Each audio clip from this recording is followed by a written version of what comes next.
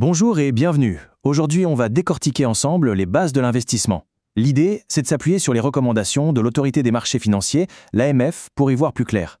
Bref, on va rendre tout ça simple et accessible pour que chacun puisse se faire sa propre idée. Alors c'est la question que tout le monde se pose, non? On a une épargne de côté, c'est super, mais on se dit qu'elle pourrait peut-être rapporter un peu plus, qu'elle pourrait travailler pour nous. Mais comment on fait ça? C'est là que les choses sérieuses commencent. Et dès le départ, on est face à un choix fondamental. D'un côté, on a le placement hyper sécurisé, zéro risque, mais forcément avec un rendement très faible.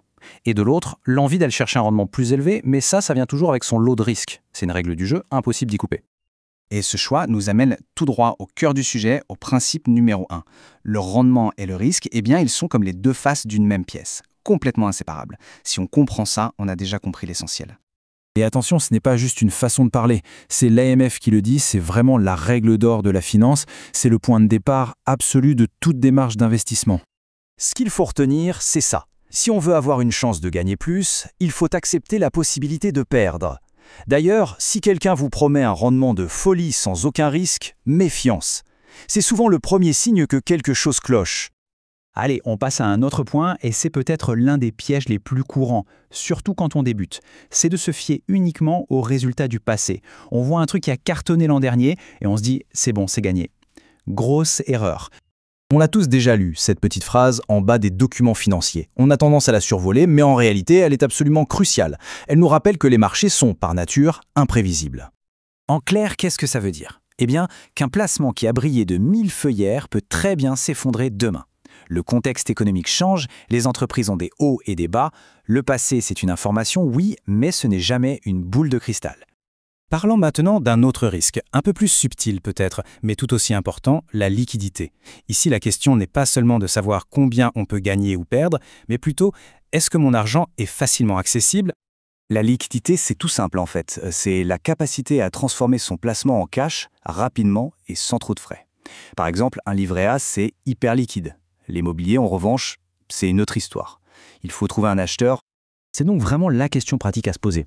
Si on place de l'argent dont on pourrait avoir besoin pour un imprévu, pour un projet à court terme, alors un produit peu liquide, même s'il a l'air super rentable, c'est une très mauvaise idée. Ok, dernier concept clé pour aujourd'hui, un mot qui fait parfois un peu peur, la volatilité. Mais vous allez voir, l'idée derrière est en fait très facile à comprendre. Pour faire simple, la volatilité, c'est un peu le sismographe de votre placement. Ça mesure l'ampleur des secousses.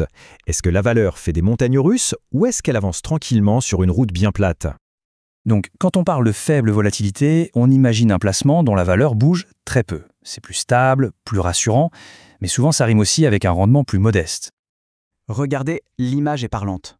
D'une période à l'autre, la valeur reste quasi la même. Pas de grosses surprises, ni bonnes, ni mauvaises. C'est le calme plat. Et puis, de l'autre côté du spectre, on a la forte volatilité.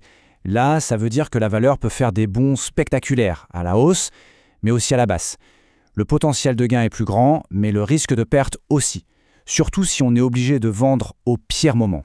Et là, le contraste est saisissant, non? Ça monte en flèche, puis ça plonge, ça remonte un peu. Clairement, il faut avoir le cœur bien accroché pour naviguer dans ce genre de zones agitées sans céder à la panique.